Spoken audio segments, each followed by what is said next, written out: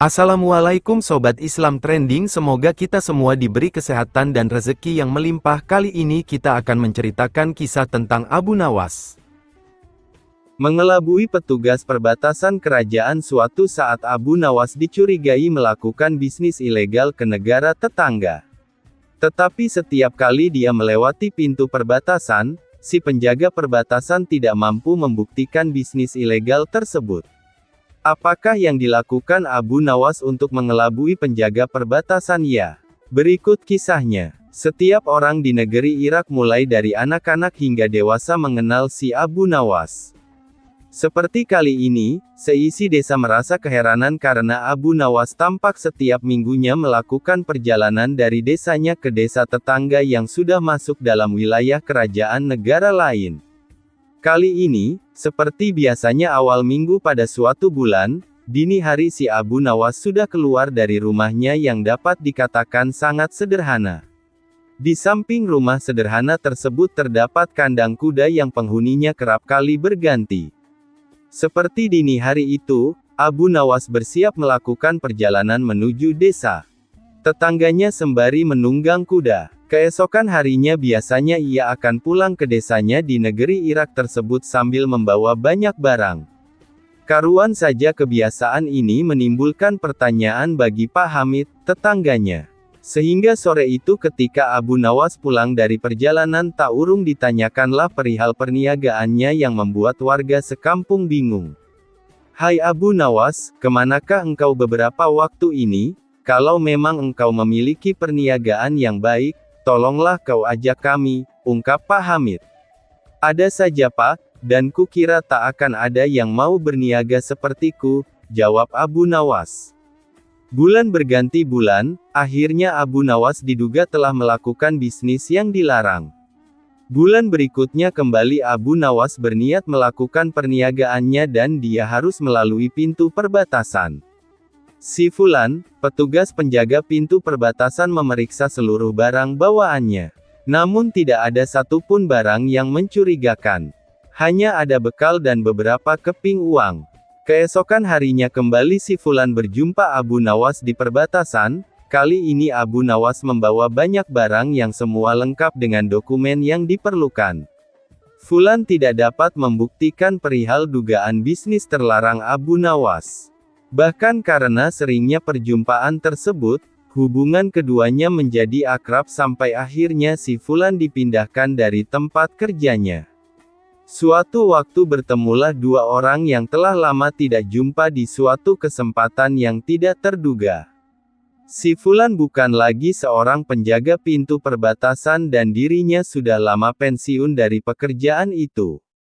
Abu Nawas pun sekarang sudah dikenal sebagai saudagar dermawan yang berhasil. Pertemuan itu dilanjutkan dengan jamuan makan oleh Abu Nawas. Dalam kesempatan tersebut masing-masing bercerita tentang pengalaman yang telah mereka hadapi selama lebih kurang 20 tahun tak bertemu. "Usaha apa yang engkau lakukan di masa itu saudaraku? Karena aku mengetahui kau tidak membawa cukup uang.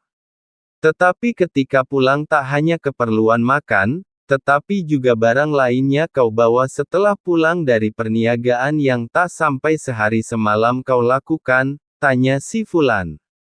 Karena mendengar hal itu, tertawalah Abu Nawas mengingat kebiasaan masa mudanya. "Sebenarnya sangat mudah saudaraku. Untuk mencari bukti dan tak perlu harus memeriksa semua barang bawaanku. Seperti engkau ketahui bahwa aku senantiasa pergi dengan mengendarai kuda. Tetapi ketika pulang aku hanya berjalan kaki dan disitulah usahaku," jawab Abu Nawas. Mendengar penjelasan itu mengertilah si Fulan. Yakni di masa itu Abu Nawas menjual kuda-kudanya di negeri tetangga dan pulangnya ia tukarkan dengan barang lainnya. Menghindari hujan. Kisah Abu Nawas kali ini menceritakan tentang bagaimana Abu Nawas menghindari hujan agar bajunya tidak basah saat makan siang di tempat peristirahatan baginda saat mereka sedang menuju tempat berburu di hutan. Tak diragukan lagi, sudah menjadi hukum bagi siapa saja yang tidak sanggup melaksanakan titah baginda, maka ia akan mendapat hukuman. Baginda mengetahui bahwa Abu Nawas sangat takut akan beruang. Maka dari itu Baginda mengajaknya berburu di hutan untuk menangkap beruang, dan Abu Nawas tak bisa menolaknya. Dalam perjalanan menuju ke hutan, tiba-tiba cuaca yang cerah berubah menjadi mendung. Baginda memanggil Abu Nawas. "Tahukah mengapa engkau aku panggil?" tanya Baginda. "Ampun tuanku, hamba belum tahu," kata Abu Nawas. "Kau pasti tahu bahwa sebentar lagi akan turun hujan. Hutan dari sini masih jauh, aku beri kuda yang lamban, sedangkan aku dan pengawal-pengawalku akan menunggang kuda yang cepat. Nanti pada waktu santap siang kita berkumpul di tempat peristirahatanku. Bila hujan turun kita harus menghindarinya dengan cara kita masing-masing agar pakaian kita tetap kering. Sekarang kita berpencar," jelas Baginda. Kemudian Baginda dan rombongan mulai bergerak. Abu Nawas kini tahu bahwa Baginda akan menjebaknya, harus mencari akal agar bajunya tidak basah saat hujan turun. Dan ketika sedang berpikir, tiba-tiba hujan pun turun. Begitu hujan turun, maka Baginda dan rombongan segera memacu kuda untuk mencapai tempat perlindungan terdekat. Akan tetapi karena derasnya hujan, Baginda dan para pengawalnya basah kuyup. Ketika santap siang, Baginda segera menuju tempat peristirahatan, dan ketika itu juga Abu Nawas datang dengan menunggang kuda yang lamban. Baginda dan para pengawal terperangah karena baju Abu Nawas tidak basah, padahal dengan kuda yang paling cepat pun tidak bisa mencapai tempat perlindungan terdekat. Nah, pada hari yang kedua, Abu Nawas diberi kuda yang cepat yang kemarin ditunggangi. Kini Baginda dan para pengawalnya mengendarai kuda-kuda yang lamban. Setelah Abu Nawas dan rombongan kerajaan berpencar, hujan pun turun seperti kemarin. Baginda dan pengawalnya langsung basah kuyup karena kuda yang ditunggangi tidak bisa berlari dengan kencang. Ketika saat bersantap siang tiba, Abu Nawas tiba di tempat peristirahatan lebih dahulu dari Baginda dan pengawalnya. Abu Nawas menunggu Baginda Raja. Selang beberapa saat, Baginda dan para pengawal akhirnya datang juga dengan pakaian yang basah kuyup. Baginda tak sanggup lagi menahan keingintahuan yang selama ini disembunyikan Abu Nawas. Rahasia apakah yang telah dipakai oleh Abu Nawas? Terus terang bagaimana caranya menghindari hujan wahai Abu Nawas?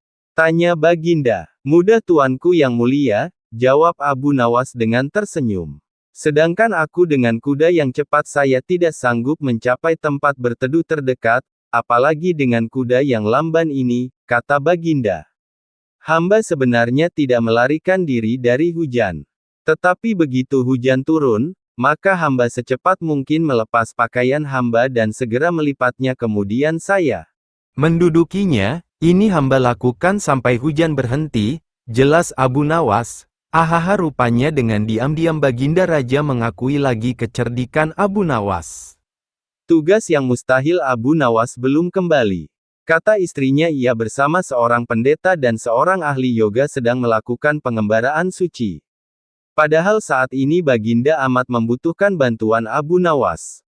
Beberapa hari terakhir ini Baginda merencanakan membangun istana di awang-awang. Karena sebagian dari raja-raja negeri sahabat telah membangun bangunan-bangunan yang luar biasa.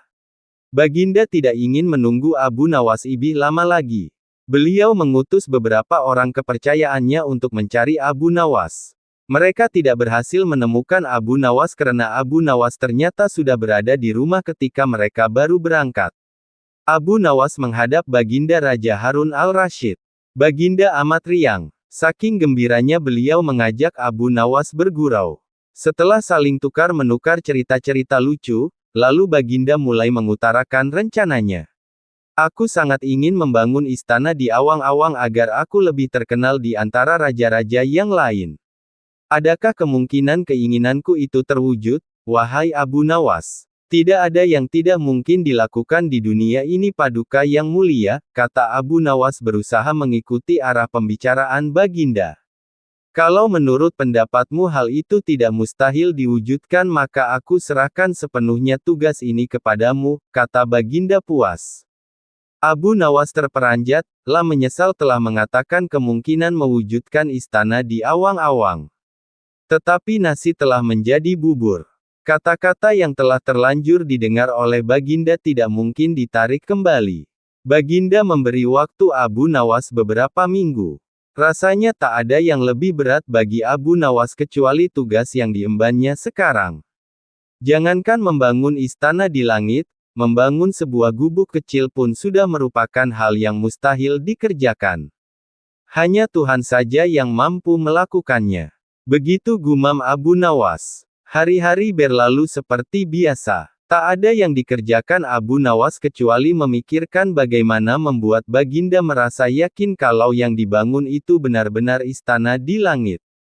Seluruh ingatannya dikerahkan dan dihubung-hubungkan. Abu Nawas bahkan berusaha menjangkau masa kanak-kanaknya. Sampai ia ingat bahwa dulu ia pernah bermain layang-layang. Dan inilah yang membuat Abu Nawas girang. Abu Nawas tidak menyia-nyiakan waktu lagi, bersama beberapa kawannya merancang layang-layang raksasa berbentuk persegi 4. Setelah rampung baru Abu Nawas melukis pintu-pintu serta jendela-jendela dan ornamen-ornamen lainnya. Ketika semuanya selesai Abu Nawas dan kawan-kawan menerbangkan layang-layang raksasa itu dari suatu tempat yang dirahasiakan. Begitu layang-layang raksasa berbentuk istana itu mengapung di angkasa, penduduk negeri gempar. Baginda Raja girang bukan kepalang. Benarkah Abu Nawas berhasil membangun istana di langit? Dengan tidak sabar beliau didampingi beberapa orang pengawal bergegas menemui Abu Nawas. Abu Nawas berkata dengan bangga, "Paduka yang mulia, istana pesanan Paduka telah rampung. Engkau benar-benar hebat wahai Abu Nawas," kata Baginda memuji Abu Nawas. "Terima kasih Baginda yang mulia," kata Abu Nawas, "lalu bagaimana caranya aku ke sana?" Tanya Baginda. "Dengan tambang, Paduka yang mulia," kata Abu Nawas. "Kalau begitu siapkan tambang itu sekarang. Aku ingin segera melihat istanaku dari dekat," kata Baginda tidak sabar. "Maafkan hamba Paduka yang mulia. Hamba kemarin lupa memasang tambang itu. Sehingga seorang kawan hamba tertinggal di sana dan tidak bisa turun," kata Abu Nawas. "Bagaimana dengan engkau sendiri Abu Nawas? Dengan apa engkau turun ke bumi?" tanya Baginda. "Dengan menggunakan sayap Paduka yang mulia," kata Abu Nawas dengan bangga. "Kalau begitu buatkan aku sayap supaya aku bisa terbang ke sana," kata Baginda. "Paduka yang mulia, sayap itu hanya bisa diciptakan dalam mimpi," kata Abu Nawas menjelaskan. "Engkau berani mengatakan aku gila sepertimu?" tanya Baginda sambil melotot. "Ya, Baginda, kurang lebih seperti itu," jawab Abu Nawas tangkas. "Apa maksudmu?" tanya Baginda lagi. Baginda tahu bahwa membangun istana di awang-awang adalah pekerjaan yang mustahil dilaksanakan. Tetapi Baginda tetap menyuruh hamba mengerjakannya. Sedangkan hamba juga tahu bahwa pekerjaan itu mustahil dikerjakan, tetapi hamba tetap menyanggupi titah Baginda yang tidak masuk akal itu, kata Abu Nawas berusaha meyakinkan Baginda. Tanpa menoleh Baginda Raja kembali ke istana diiring para pengawalnya. Abu Nawas berdiri sendirian sambil memandang ke atas melihat istana terapung di awang-awang. "Sebenarnya siapa di antara kita yang gila?" tanya Baginda mulai jengkel. "Hamba kira kita berdua sama-sama tidak waras tuanku," jawab Abu Nawas tanpa ragu. Gara-gara mimpi, Baginda Raja mengusir Abu Nawas. Mimpi buruk yang dialami Baginda Raja Harun al-Rasyid tadi malam menyebabkan Abu Nawas diusir dari negeri Baghdad. Abu Nawas tidak berdaya. Bagaimanapun ia harus segera menyingkir meninggalkan negeri Baghdad hanya karena mimpi. Masih jelas terngiang-ngiang kata-kata Baginda Raja di telinga Abu Nawas. "Tadi malam aku bermimpi bertemu dengan seorang laki-laki tua, mengenakan jubah putih, berkata bahwa negerinya akan ditimpa bencana bila orang yang bernama Abu Nawas masih tetap tinggal di negeri ini, harus diusir dari negeri ini sebab orang itu membawa kesialan, boleh kembali ke negerinya dengan syarat tidak boleh dengan berjalan kaki, berlari, merangkak, melompat-lompat dan menunggang keledai atau binatang tunggangan yang lain." Dengan bekal yang diperkirakan cukup Abu Nawas mulai meninggalkan rumah. Istri Abu Nawas hanya bisa mengiringi kepergian suaminya dengan derayan air mata. Sudah 2 hari penuh Abu Nawas mengendarai keledainya. Bekal yang tidak terlalu meresapi pengusiran dirinya dengan kesedihan yang terlalu mendalam.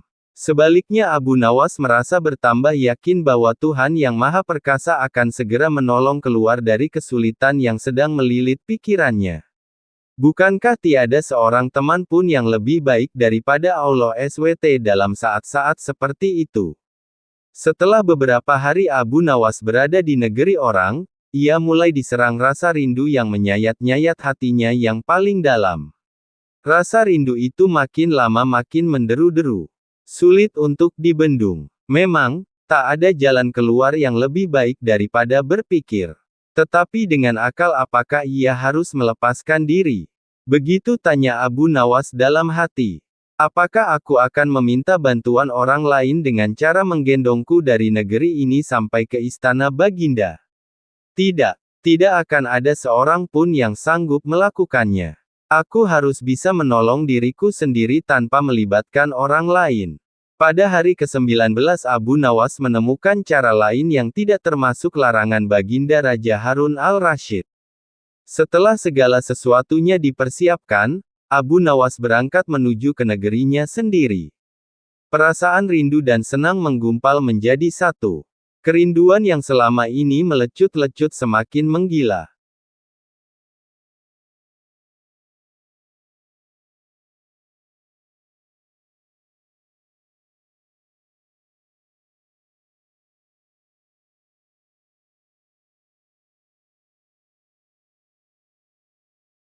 Menghindari hujan. Kisah Abu Nawas kali ini menceritakan tentang bagaimana Abu Nawas menghindari hujan agar bajunya tidak basah saat makan siang di tempat peristirahatan Baginda saat mereka sedang menuju tempat berburu di hutan. Tak diragukan lagi, sudah menjadi hukum bagi siapa saja yang tidak sanggup melaksanakan titah Baginda, maka ia akan mendapat hukuman. Baginda mengetahui bahwa Abu Nawas sangat takut akan beruang. Maka dari itu Baginda mengajaknya berburu di hutan untuk menangkap beruang, dan Abu Nawas tak bisa menolaknya.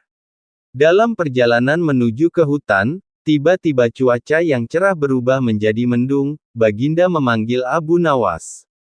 "Tahukah mengapa engkau aku panggil?" tanya Baginda. "Ampun tuanku, hamba belum tahu," kata Abu Nawas. "Kau pasti tahu bahwa sebentar lagi akan turun hujan. Hutan dari sini masih jauh, aku beri kuda yang lamban, sedangkan aku dan pengawal-pengawalku akan menunggang kuda yang cepat. Nanti pada waktu santap siang kita berkumpul di tempat peristirahatanku. Bila hujan turun kita harus menghindarinya dengan cara kita masing-masing agar pakaian kita tetap kering. Sekarang kita berpencar," jelas Baginda. Kemudian Baginda dan rombongan mulai bergerak. Abu Nawas kini tahu bahwa Baginda akan menjebaknya, harus mencari akal agar bajunya tidak basah saat hujan turun. Dan ketika sedang berpikir, tiba-tiba hujan pun turun. Begitu hujan turun, maka Baginda dan rombongan segera memacu kuda untuk mencapai tempat perlindungan terdekat. Akan tetapi karena derasnya hujan, Baginda dan para pengawalnya basah kuyup. Ketika santap siang, Baginda segera menuju tempat peristirahatan, dan ketika itu juga Abu Nawas datang dengan menunggang kuda yang lamban. Baginda dan para pengawal terperangah karena baju Abu Nawas tidak basah, padahal dengan kuda yang paling cepat pun tidak bisa mencapai tempat perlindungan terdekat. Nah, pada hari yang kedua, Abu Nawas diberi kuda yang cepat yang kemarin ditunggangi. Kini Baginda dan para pengawalnya mengendarai kuda-kuda yang lamban. Setelah Abu Nawas dan rombongan kerajaan berpencar, hujan pun turun seperti kemarin. Baginda dan pengawalnya langsung basah kuyup karena kuda yang ditunggangi tidak bisa berlari dengan kencang. Ketika saat bersantap siang tiba, Abu Nawas tiba di tempat peristirahatan lebih dahulu dari Baginda dan pengawalnya. Abu Nawas menunggu Baginda Raja. Selang beberapa saat, Baginda dan para pengawal akhirnya datang juga dengan pakaian yang basah kuyup. Baginda tak sanggup lagi menahan keingintahuan yang selama ini disembunyikan Abu Nawas. Rahasia apakah yang telah dipakai oleh Abu Nawas? Terus terang bagaimana caranya menghindari hujan wahai Abu Nawas? Tanya Baginda. Mudah tuanku yang mulia, jawab Abu Nawas dengan tersenyum. Sedangkan aku dengan kuda yang cepat saya tidak sanggup mencapai tempat berteduh terdekat, apalagi dengan kuda yang lamban ini, kata Baginda. Hamba sebenarnya tidak melarikan diri dari hujan. Tetapi begitu hujan turun, maka hamba secepat mungkin melepas pakaian hamba dan segera melipatnya kemudian saya mendudukinya. Ini hamba lakukan sampai hujan berhenti, jelas Abu Nawas. Ahaha, rupanya dengan diam-diam Baginda Raja mengakui lagi kecerdikan Abu Nawas. Tugas yang mustahil Abu Nawas belum kembali. Kata istrinya, ia bersama seorang pendeta dan seorang ahli yoga sedang melakukan pengembaraan suci. Padahal saat ini Baginda amat membutuhkan bantuan Abu Nawas. Beberapa hari terakhir ini Baginda merencanakan membangun istana di awang-awang. Karena sebagian dari raja-raja negeri sahabat telah membangun bangunan-bangunan yang luar biasa. Baginda tidak ingin menunggu Abu Nawas ibih lama lagi. Beliau mengutus beberapa orang kepercayaannya untuk mencari Abu Nawas. Mereka tidak berhasil menemukan Abu Nawas karena Abu Nawas ternyata sudah berada di rumah ketika mereka baru berangkat. Abu Nawas menghadap Baginda Raja Harun al-Rashid. Baginda amat riang. Saking gembiranya beliau mengajak Abu Nawas bergurau. Setelah saling tukar-menukar cerita-cerita lucu, lalu Baginda mulai mengutarakan rencananya. Aku sangat ingin membangun istana di awang-awang agar aku lebih terkenal di antara raja-raja yang lain. Adakah kemungkinan keinginanku itu terwujud, wahai Abu Nawas? Tidak ada yang tidak mungkin dilakukan di dunia ini Paduka yang mulia, kata Abu Nawas berusaha mengikuti arah pembicaraan Baginda. Kalau menurut pendapatmu hal itu tidak mustahil diwujudkan maka aku serahkan sepenuhnya tugas ini kepadamu, kata Baginda puas.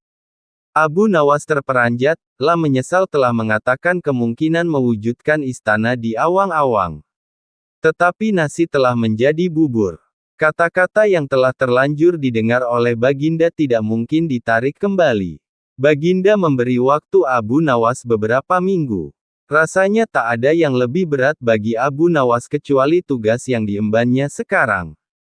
Jangankan membangun istana di langit, membangun sebuah gubuk kecil pun sudah merupakan hal yang mustahil dikerjakan. Hanya Tuhan saja yang mampu melakukannya. Begitu gumam Abu Nawas. Hari-hari berlalu seperti biasa. Tak ada yang dikerjakan Abu Nawas kecuali memikirkan bagaimana membuat Baginda merasa yakin kalau yang dibangun itu benar-benar istana di langit. Seluruh ingatannya dikerahkan dan dihubung-hubungkan. Abu Nawas bahkan berusaha menjangkau masa kanak-kanaknya. Sampai ia ingat bahwa dulu ia pernah bermain layang-layang. Dan inilah yang membuat Abu Nawas girang. Abu Nawas tidak menyia-nyiakan waktu lagi, lah bersama beberapa kawannya merancang layang-layang raksasa berbentuk persegi 4. Setelah rampung baru Abu Nawas melukis pintu-pintu serta jendela-jendela dan ornamen-ornamen lainnya. Ketika semuanya selesai Abu Nawas dan kawan-kawan menerbangkan layang-layang raksasa itu dari suatu tempat yang dirahasiakan. Begitu layang-layang raksasa berbentuk istana itu mengapung di angkasa, penduduk negeri gempar. Baginda Raja girang bukan kepalang. Benarkah Abu Nawas berhasil membangun istana di langit? Dengan tidak sabar beliau didampingi beberapa orang pengawal bergegas menemui Abu Nawas. Abu Nawas berkata dengan bangga, Paduka yang mulia, istana pesanan Paduka telah rampung. Engkau benar-benar hebat wahai Abu Nawas, kata Baginda memuji Abu Nawas. Terima kasih Baginda yang mulia, kata Abu Nawas, lalu bagaimana caranya aku ke sana? Tanya Baginda. Dengan tambang, Paduka yang mulia, kata Abu Nawas. Kalau begitu siapkan tambang itu sekarang. Aku ingin segera melihat istanaku dari dekat, kata Baginda tidak sabar. Maafkan hamba Paduka yang mulia. Hamba kemarin lupa memasang tambang itu. Sehingga seorang kawan hamba tertinggal di sana dan tidak bisa turun, kata Abu Nawas. Bagaimana dengan engkau sendiri Abu Nawas? Dengan apa engkau turun ke bumi? Tanya Baginda. Dengan menggunakan sayap paduka yang mulia, kata Abu Nawas dengan bangga. Kalau begitu buatkan aku sayap supaya aku bisa terbang ke sana, kata Baginda. Paduka yang mulia, sayap itu hanya bisa diciptakan dalam mimpi, kata Abu Nawas menjelaskan. Engkau berani mengatakan aku gila sepertimu? Tanya Baginda sambil melotot. Ya, Baginda, kurang lebih seperti itu, jawab Abu Nawas tangkas. Apa maksudmu? Tanya Baginda lagi. Baginda tahu bahwa membangun istana di awang-awang adalah pekerjaan yang mustahil dilaksanakan. Tetapi Baginda tetap menyuruh hamba mengerjakannya. Sedangkan hamba juga tahu bahwa pekerjaan itu mustahil dikerjakan, tetapi hamba tetap menyanggupi titah Baginda yang tidak masuk akal itu, kata Abu Nawas berusaha meyakinkan Baginda. Tanpa menoleh Baginda Raja kembali ke istana diiring para pengawalnya.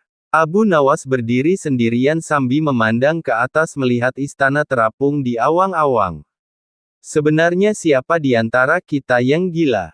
Tanya Baginda mulai jengkel. Hamba kira kita berdua sama-sama tidak waras tuanku, jawab Abu Nawas tanpa ragu. Abu Nawas lapang dada kendati dihina dan dicaci sesama penyair Al-Kisah, salah seorang penyair dengan terang-terangan mencaci, mengejek, dan menghina Abu Nawas. Tentu ia melakukannya tidak di hadapan Abu Nawas secara langsung. Dalam kisah ini nama penyair ini tidak disebutkan. Namun, peristiwa itu pun akhirnya sampai juga di telinga Abu Nawas. Abu Nawas biasa saja, sepertinya ia telah menyusun rencana yang matang. Singkat cerita, suatu hari digelarlah suatu perayaan. Perayaan ini dihadiri oleh para tokoh, pemuka kerajaan, dan juga para penyair sekaligus sastrawan. Akhirnya, di perayaan itu bertemulah keduanya, Abu Nawas dan penyair yang mengejeknya. Kini Abu Nawas membuka pembicaraan, "Wahai saudaraku, apa kau kira cacianmu dan hinaanmu itu merugikanku? Apa kau kira namaku akan redup? Apa kau kira anakku mati mendengar cacianmu?" Serga Abu Nawas bertanya. "Tidak," jawab si penyair singkat. "Tidak," jawab si penyair singkat. "Apa rumahku hancur mendengar cacianmu?" Serga Abu Nawas lagi. "Tidak," jawab si penyair singkat. "Kalau begitu, selagi kakiku masih menopang badanku, cacianmu tak dapat mengubah apapun dalam hidupku, sampai kapanpun," tegas Abu Nawas. Kini penyair itu mulai tersulut dengan perkataan Abu Nawas. "Wah, sombong sekali kau Abu Nawas, kau mau apa?" ucap si penyair kesal. "Aku hanya mau melihat apa yang kau bisa lakukan di hadapanku setelah ini," ucap Abu Nawas dengan santai. Orang-orang yang hadir dalam perayaan itu pun lantas tertawa mendengar pernyataan terakhir Abu Nawas. Si penyair itu pun mentalnya mulai sempoyongan, lidahnya sepertinya tercekat. Tawa orang-orang pun membuat kekalahannya semakin telak di hadapan Abu Nawas. Abu Nawas memang debitur yang cerdik, tuan tanah kena tipu pada sore itu Abu Nawas duduk di beranda depan gubuknya. Sambil memandang langit biru yang mulai nampak senja, Abu Nawas berpikir bagaimana agar dapur rumahnya agar tetap mengepul. Sementara itu tak jauh dari rumahnya ada seorang tuan tanah yang sudah pasti kaya. Rumahnya besar mentereng dengan seperangkat gudang makanan, lahan peternakan dan kamar-kamar mewah. Hampir setiap orang yang berada di daerah itu bekerja dengan tuan tanah itu. Sayang tuan tanah itu pelitnya nauzubillah. Jika meminjamkan uang, maka dia memasang bunga selangit. Maklum, tuan tanah ini juga rentenir yang selalu mencari mangsa. Abu Nawas dikenal sebagai tokoh yang tak sungkan-sungkan memberi lebihan jika meminjam duit kepada orang. Hanya saja, dia tidak pernah mau berurusan dengan tuan tanah itu. Tiap memberi lebihan, Abu Nawas selalu bilang, duitnya beranak. Begitu juga ketika ia meminjam seekor ayam maka ayam itu akan dikembalikan dua karena ayam itu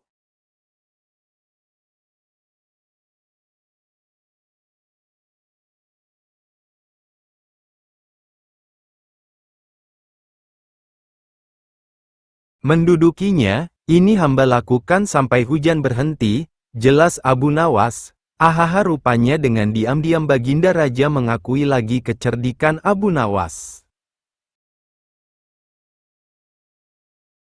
Panah pembawa rezeki Abu Nawas memang cerdik, meskipun tak mempunyai kemampuan untuk melaksanakan titah sang raja, namun dia selalu berhasil melaksanakan tugasnya. Dan hadiah selalu menanti, sungguh rezeki yang tak disangka. Suatu ketika Abu Nawas diundang oleh Raja Harun ar-Rasyid untuk makan bersama, maka berangkatlah para pengawal kerajaan untuk menjemput Abu Nawas di rumahnya. Tak berapa lama kemudian Abu Nawas telah sampai di istana dengan pakaian sederhana saja. Abu Nawas langsung diajak berbincang di sebuah pendapa dengan berbagai jamuan makanan lengkap dengan minuman yang segar. Melihat begitu banyaknya makanan, Abu Nawas pun sangat lahap menyantap makanan yang dihidangkan kepadanya. Sementara itu, Raja masih meneruskan perbincangannya dengan Abu Nawas tentang kekuasaannya. Raja Harun bercerita kepada Abu Nawas terkait dengan luasnya wilayah yang telah dipimpinnya. Namun Abu Nawas nampak tidak menggubris, malah dia sibuk dengan makanan yang tersaji di hadapannya. Tak lama kemudian, Raja mulai melontarkan berbagai pertanyaan kepada Abu Nawas. Hai Abu Nawas, kalau setiap benda ada harganya, berapakah harga diriku ini? Tanya Raja. Abu Nawas yang masih dalam kondisi kekenyangan setelah makan-makan, menjawab sekenanya tanpa berpikir panjang. Hamba kira, mungkin sekitar 100 dinar saja Paduka, jawab Abu Nawas. Terlalu sekali engkau Abu Nawas. Harga sabukku saja 100 dinar, bentak Raja. Tepat sekali Paduka, memang yang saya nilai dari diri Paduka hanya sebatas sabuk itu saja, ujar Abu Nawas. Karena merasa tak ingin dipermalukan oleh Abu Nawas karena kecerdikannya, kali ini Raja tidak mau lagi mengambil resiko dengan beradu pendapat lagi.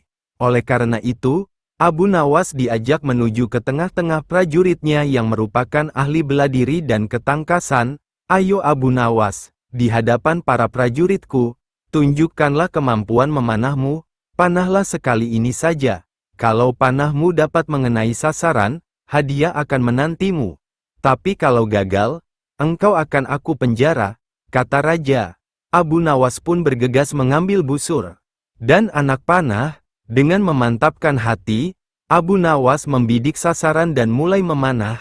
Namun panahnya meleset dari sasaran. Dari pengamatan saya, ini adalah gaya memanah para makelar tanah, ujar Abu Nawas untuk menutupi kelemahannya. Sesaat kemudian, Abu Nawas mencabut sebuah anak panah lagi dan membidik sasaran. Lagi-lagi anak panah yang dibidikkan itu melesat terlalu jauh dari sasaran. Kalau yang ini Paduka, ini gaya juragan buah kalau sedang memanah, sahut Abu Nawas untuk menutupi kelemahannya yang kedua. Untuk yang ketiga kalinya, Abu Nawas kembali mencabut anak panah dan mulai membidiknya. Namun kali ini kebetulan anak panah yang dibidikkan tersebut mengenai sasaran. Nah yang ini Paduka, ini baru gaya Abu Nawas kalau sedang memanah. Saya pun menunggu hadiah yang Paduka janjikan, kata Abu Nawas dengan gembira. Dengan tak bisa menyembunyikan tawanya, Paduka Raja lantas memberikan hadiah kepada Abu Nawas. Dengan kecerdikannya bermain kata-kata yang masuk logika, akhirnya Abu Nawas mendapat hadiah. Dia pun langsung mohon diri karena tak sabar untuk memberikan hadiah itu kepada istrinya. Menasehati hartawan zalim, salah seorang pemuda menjadi kaya karena warisan dari orang tuanya. Kehidupannya drastis menjadi orang kaya dan hampir semua orang ingin berkawan dengannya. Berita akan kekayaan si pemuda ini cepat tersebar hingga ke pelosok desa, dan masyarakat kagum akan megahnya rumah yang dia bangun, ya karena memang tampak berbeda dengan rumah lainnya. Entahlah apa yang ada di hati si pemuda ini, hampir setiap hari dia mengadakan pesta di rumahnya. Karena dibujuk oleh beberapa teman agar menyajikan pesta yang lebih meriah dari hari ke hari, lama-kelamaan kekayaannya pun mulai menipis karena untuk pesta meriah yang diadakannya sendiri. Benar saja, hanya dalam waktu yang singkat, uang yang dimiliki pemuda tersebut telah habis, bahkan dirinya tak mampu lagi memberi gaji kepada pembantunya sendiri. Efeknya lagi, kawan-kawan mulai menjauhinya dengan perlahan-lahan pula. Pemuda tersebut benar-benar menjadi miskin dan hidup sebatang kara tanpa mendampinginya. Menjauhinya dengan perlahan-lahan pula. Pemuda tersebut benar-benar menjadi miskin dan hidup sebatang kara tanpa seorang pun yang mendampinginya. Pemuda itu berniat mendatangi Abu Nawas agar kembali mendapatkan berkah. Pemuda itu mengutarakan maksudnya, uang saya sudah habis dan kawan-kawan saya telah meninggalkanku, apa yang seharusnya aku lakukan, keluh pemuda itu. Jangan khawatir, segalanya akan normal kembali, tunggu saja beberapa hari ini, kau akan kembali tenang dan bahagia, tutur Abu Nawas. Jadi saya akan segera kembali kaya, kata pemuda itu girang. Bukan begitu maksudku, kau salah tafsir, maksudku dalam waktu yang tidak terlalu lama kau akan terbiasa menjadi orang yang miskin dan tidak mempunyai teman, jelas Abu Nawas kepada pemuda tersebut. Kemudian Abu Nawas menjelaskan bahwa apa yang diterima dan dialami oleh pemuda tersebut adalah akibat dari apa yang dilakukannya sendiri.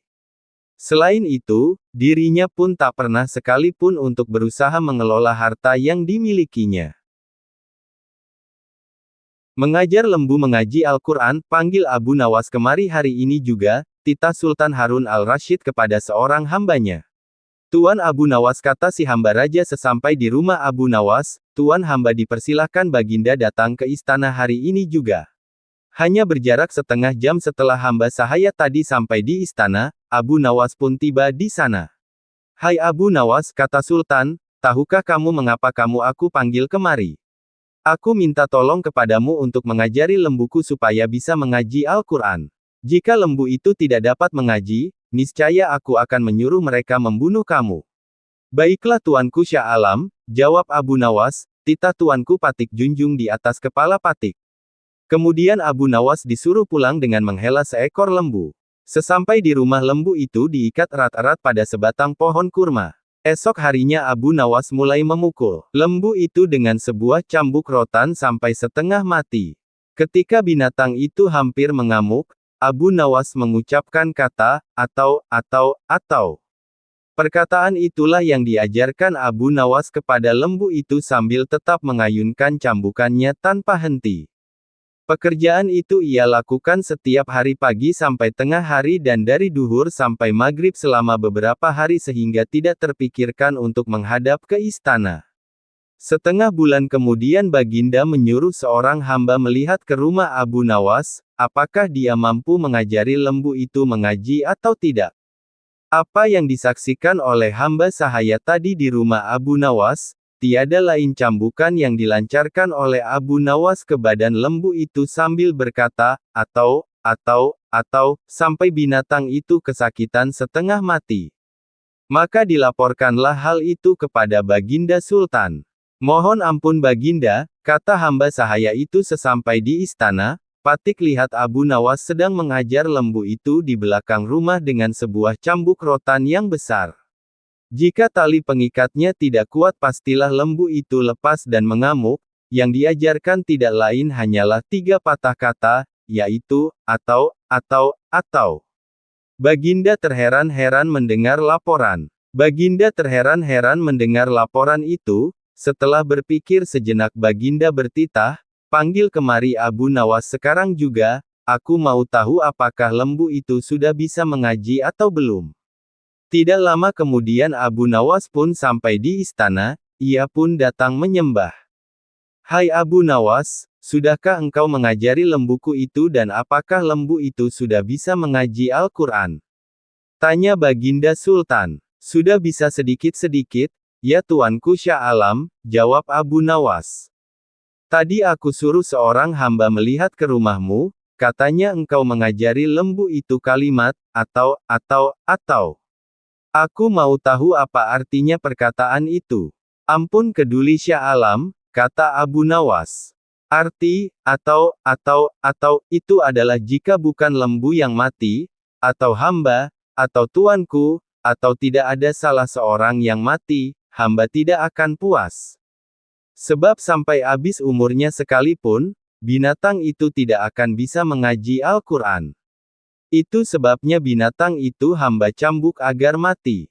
Dengan demikian hamba senang karena pekerjaan hamba dapat selesai. Atau hamba yang mati, atau paduka yang mati, atau salah satu, barulah habis perkara lembu itu. Tadi aku suruh seorang hamba melihat ke rumahmu, katanya engkau mengajari lembu itu kalimat, atau. Aku mau tahu apa artinya perkataan itu. Ampun keduli Syah Alam, kata Abu Nawas.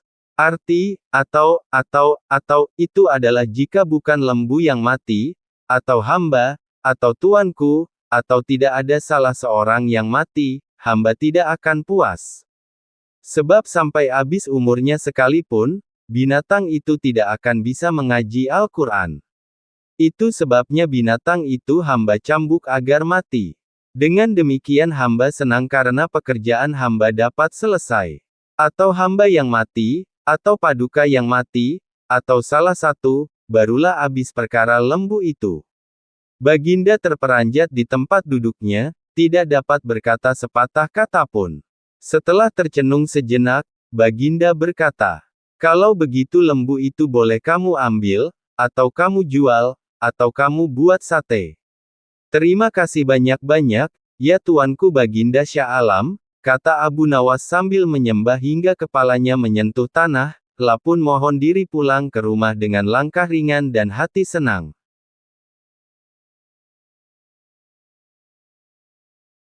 Kisah Abu Nawas kali ini akan menceritakan tentang khutbah salat Jumat yang bertopik api neraka.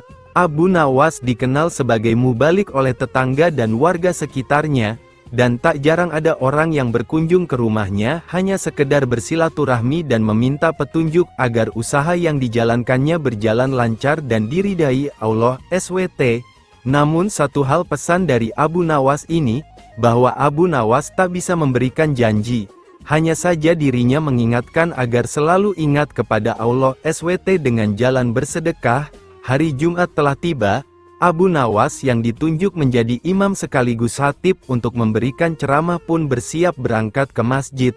Abu Nawas segera mandi dan berpakaian rapi. Setelah berpamitan dengan istrinya, Abu Nawas lalu melangkahkan kakinya menuju masjid. Tak lama kemudian, terdengar suara azan. Umat Islam khususnya laki-laki berbondong-bondong menuju masjid dan para warga sangat senang dan antusias sekali karena biasanya ceramah dari Abu Nawas ini sangat sesuai dengan situasi terkini. Namun belum lama Abu Nawas berkhutbah, dilihatnya banyak para jamaah banyak yang mengantuk, bahkan ada yang tertidur.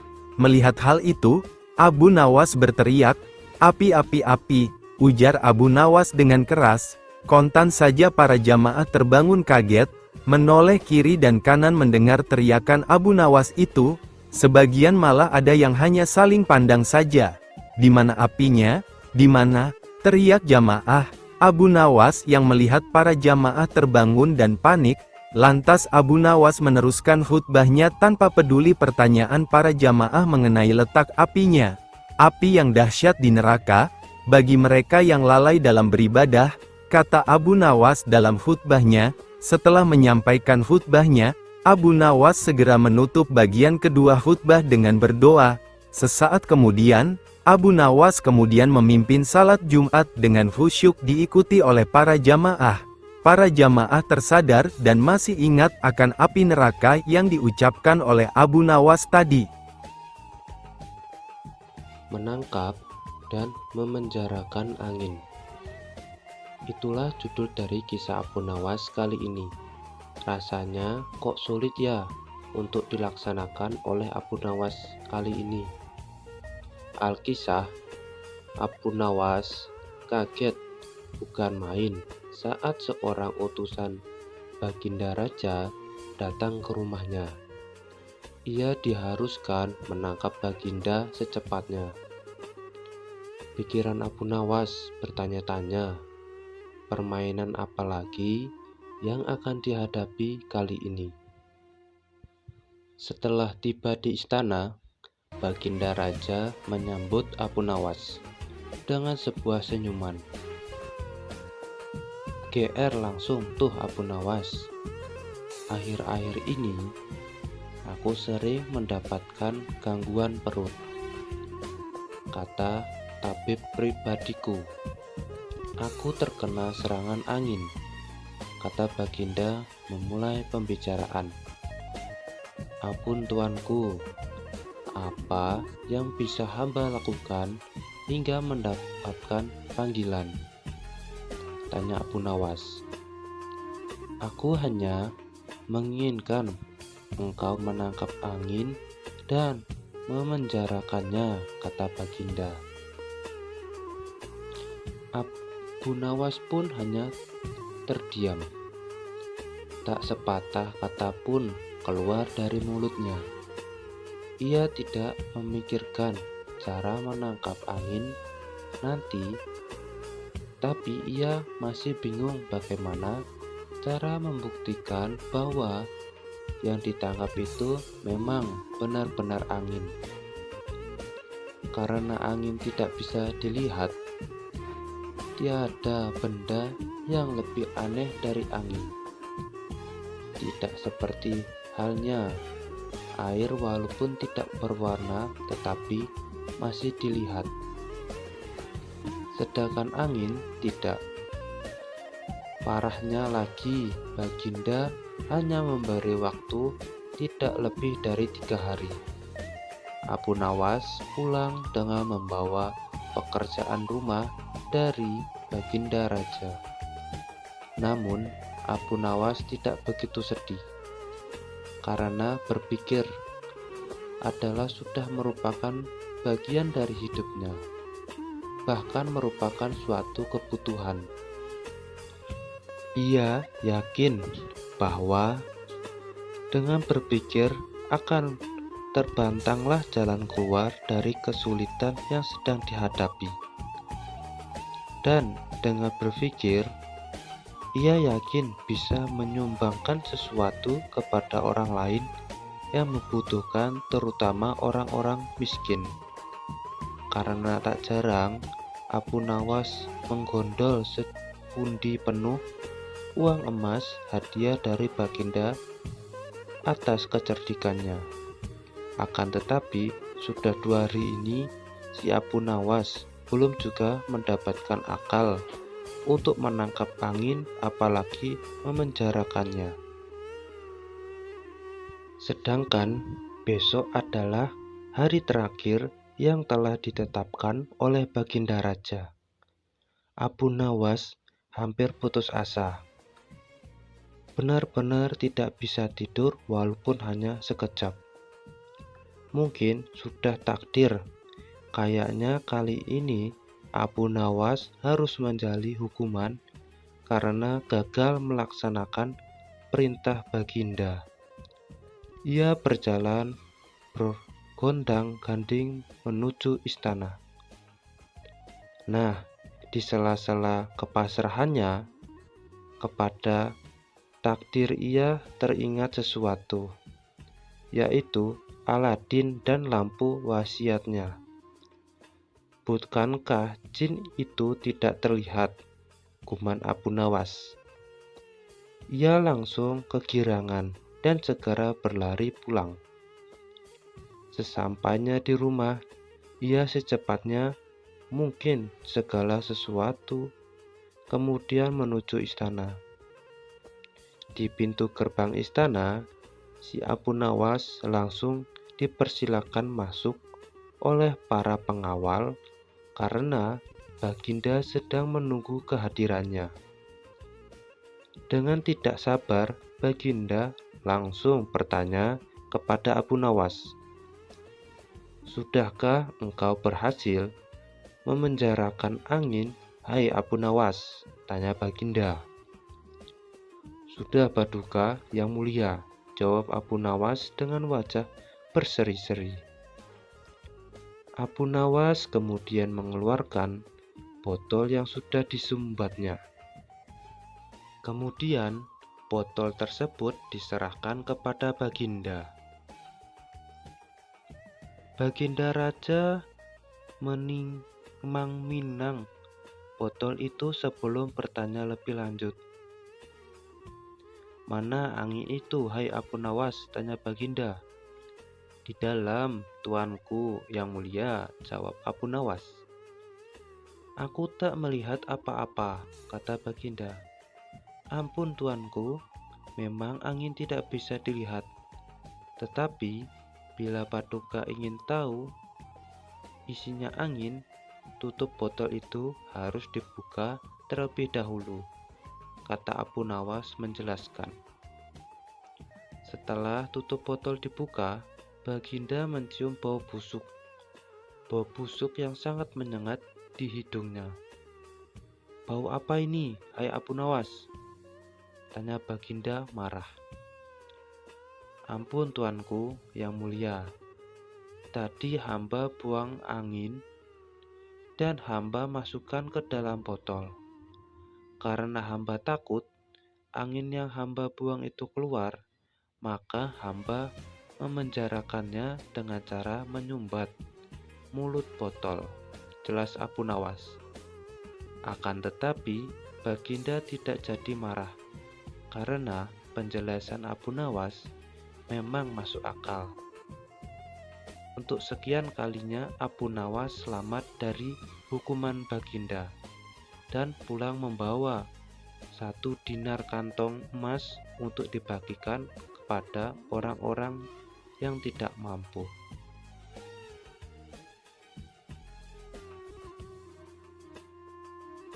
Nah, pembawa rezeki.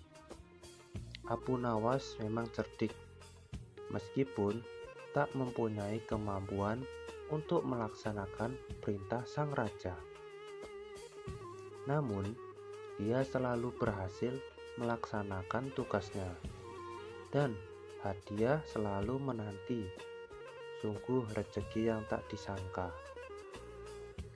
Suatu ketika, Apu Nawas diundang oleh Raja Harun ar-Rasyid untuk makan bersama.